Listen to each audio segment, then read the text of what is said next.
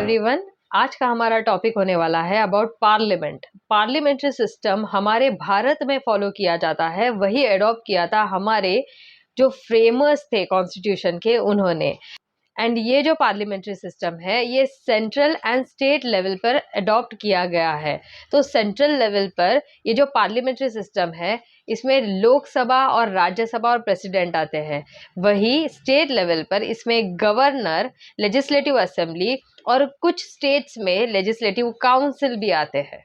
इससे पहले कि हम पार्लियामेंट्री टॉपिक को आगे बढ़ाएं, यूट्यूब चैनल को मेरे सब्सक्राइब करना ना भूलें और यदि आपको ये वीडियो पसंद आता है तो लाइक एंड शेयर करना भी ना भूलें। पार्लियामेंट्री सिस्टम वैसे तो लेजिस्लेटिव ऑर्गन कहा जाता है, legislative organ of union government. Union government मतलब सेंट्रल लेवल का गवर्नमेंट, और लेजिस्लेटिव ऑर्गन मतलब law making body. Law making, जो लॉ लाता है वो बॉडी। पार्लियामेंट कॉन्स्टिट्यूशन के पार्ट 5 में मेंशन है और आर्टिकल है 79 to 122, 79 to 122। एंड ये पार्लियामेंट के 3 पार्ट्स होते हैं, प्रेसिडेंट, लोकसभा, राज्यसभा। एक्चुअल में इनका नाम था council of states for Rajya Sabha and house of people for Lok Sabha. 1954 में हिंदी नाम दिया गया, that is Rajya Sabha and Lok Sabha. Other names कौन से हैं?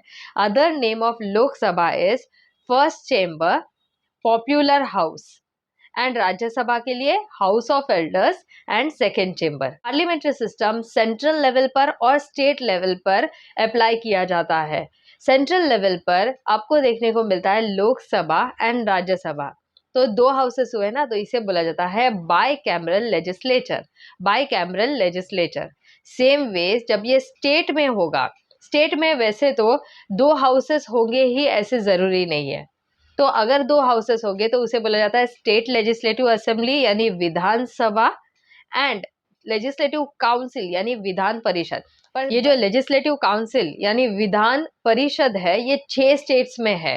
कौन से स्टेट्स में? आंध्र प्रदेश, बिहार, उत्तर प्रदेश, कर्नाटका, महाराष्ट्र और Telangana. Composition of Lok Sabha and Rajya Sabha के बारे में जान लेते हैं। लोकसभा में टोटल स्ट्रेंथ मतलब कितने लोग इलेक्ट होकर आ सकते हैं, तो टोटल 550 लोग जो है, मेंबर्स जो है वो लोकसभा में आ सकते हैं। एंड इस 550 में से जो 530 है वो स्टेट्स यानी राज्य में, और 20 मेंबर्स यूटी से इलेक्ट होकर आते हैं। ये जो प्रिंसिपल है मतलब 18 साल के ऊपर कोई भी सिटीजन ऑफ इंडिया वोट कर सकता है। इस प्रिंसिपल को बोला जाता है यूनिवर्सल अडल्ट फ्रेंचाइजी। 1988 से पहले 21 साल के ऊपर वाले बंदे ही वोट करते थे, तो 61 कॉन्स्टिट्यूशनल अमेंडमेंट एक्ट पास किया गया इन 1988 और फिर लागू किया गया कि वोटिंग एज जो था, जो 21 है, उसको रिड्यूस किया गया टू 18 ईयर्स। लोकसभा में वैसे पहले नॉमिनेटेड मेंबर्स भी हुआ करते थे, 2 nominated members from Anglo Indian community. President इसे नॉमिनेट करते थे, बट इन 2020 जनवरी 2020 से ये अबॉलिश किया गया। उसके लिए भी 104 कॉन्स्टिट्यूशनल अमेंडमेंट एक्ट 2019 में पास किया गया और तब से 2 nominated members from Anglo Indian community जो है वो अबॉलिश किए गए। लोकसभा में एससी और एसटी कम्युनिटी के लिए सीट्स रिजर्व किए गए हैं। एससी कम्युनिटी के 84 सीट्स रिजर्व्ड है, वही 47 सीट्स रिजर्व है फॉर एसटी कम्युनिटी।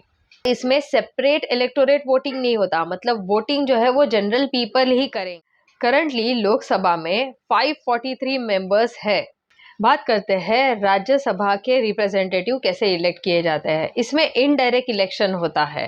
देखिए, स्टेट्स में से हम लोग पीपल जो है वो रिप्रेजेंटेटिव को चूज करके भेजते हैं विधानसभा में। विधानसभा इज स्टेट लेजिस्लेटिव असेंबली में, और ये जो इलेक्टेड मेंबर्स है, ये इलेक्टेड मेंबर्स ये इलेक्ट करेंगे राज्यसभा के मेंबर्स को फ्रॉम दैट पर्टिकुलर स्टेट।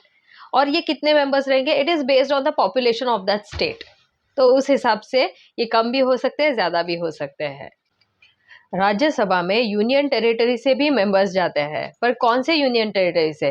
देखिए, जिसके पॉपुलेशन थोड़ा ज़्यादा होगा वहाँ से जाएंगे। तो दिल्ली, पुडुचेरी और जम्मू कश्मीर में से राज्यसभा में रिप्रेजेंटेटिव भेजे जाते हैं from the electoral college. Electoral college जो है ना, वो इलेक्ट करते हैं, और इलेक्टोरल कॉलेज मतलब निर्वाचन मंडल, ये इलेक्ट करके अपने रिप्रेजेंटेटिव भेजेंगे इन राज्यसभा।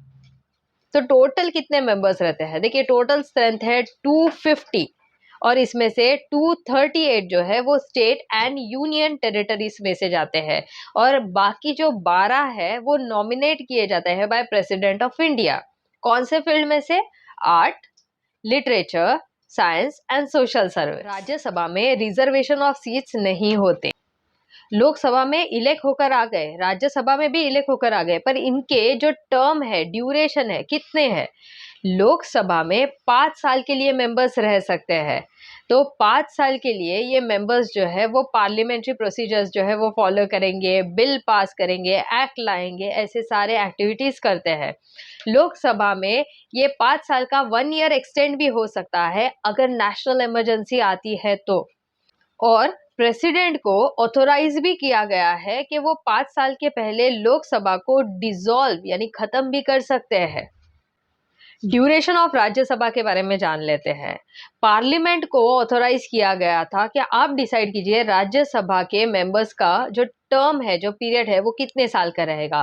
तो according to representation of people act 1951, Rajya Sabha के मेंबर्स का टर्म 6 ईयर्स के लिए रहता है।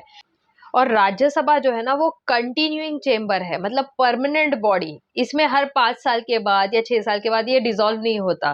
तो फिर ये मेंबर्स है, या अगर रिटायर होना चाहे तो वो कैसे होंगे? हर 2 साल के बाद 1/3 मेंबर जो है वो रिटायर हो सकते हैं और री इलेक्ट भी हो सकते हैं अगर उनको इलेक्शन में पार्टिसिपेट करना होगा तो।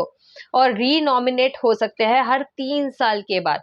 री नॉमिनेशन प्रेसिडेंट ही करते हैं। तो अगर आपको लोकसभा या राज्यसभा का मेंबर बनना है तो आपको क्वालिफिकेशन क्या होना पड़ेगा? पहली बात तो आपको इलेक्टर होना पड़ेगा उस स्टेट में से।